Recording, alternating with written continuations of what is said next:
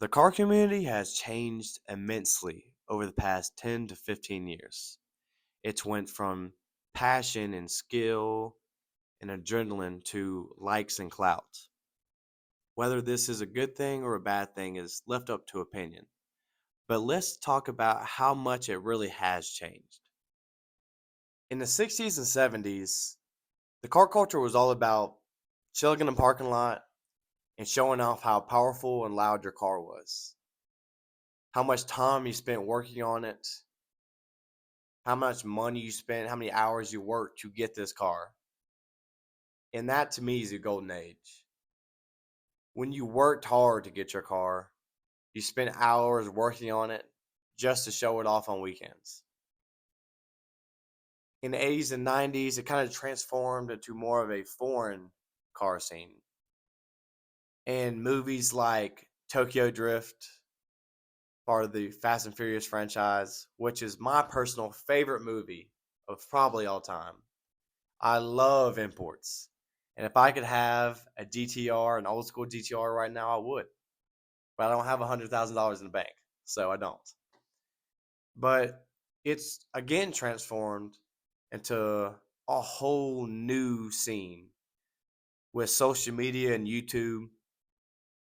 It's no longer about the fastest or the loudest. It's about how many likes you can get, the car with the biggest clout.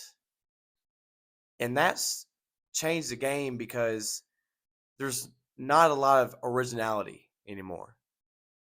Everyone kind of has the same car, like the Atlanta scene.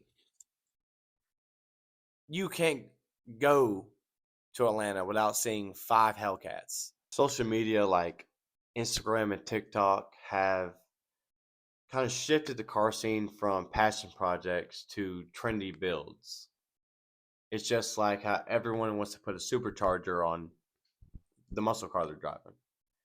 It's no longer naturally aspirated engines. It's everybody wants to put a turbo or a supercharger on it, which I love as much as anybody does. But it again takes the uniqueness out of it.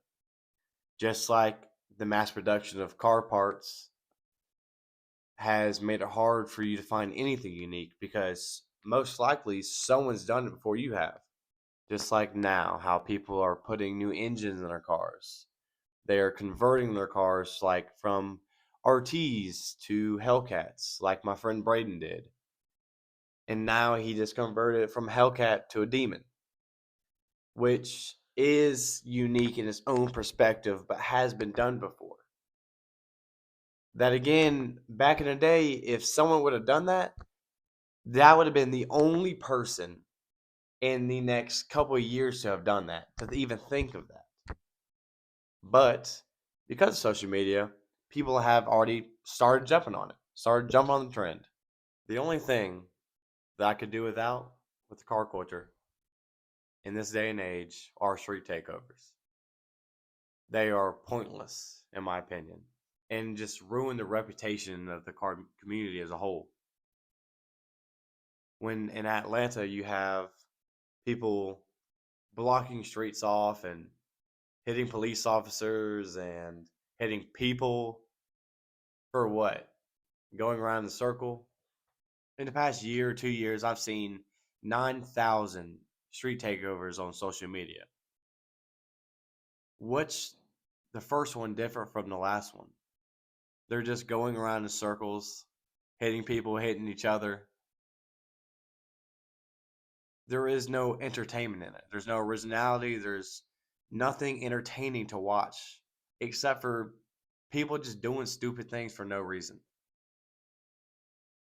That's what leads to people getting arrested, and it makes it hard on us when I'm driving around and now I get pulled over constantly and asked, or even if I'm at a car meet, everybody's automatically assuming we're just all going doing burnouts by the cause hell on the highways.